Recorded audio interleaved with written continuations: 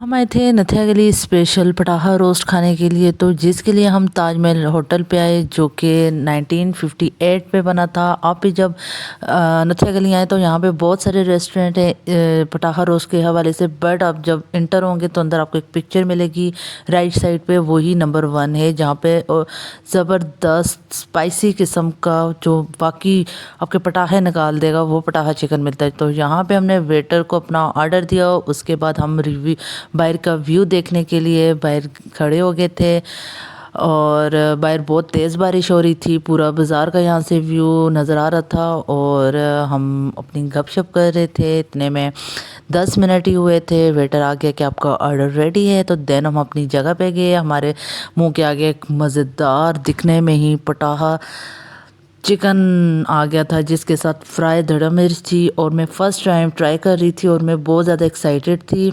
और यहाँ पे मैंने अपनी फोक पे चिकन उतारा और इसके ऊपर मैंने फिल की दड़ा मिर्च फ्राई एंड देन इसके साथ कोई चटनी थी दड़ा मिर्च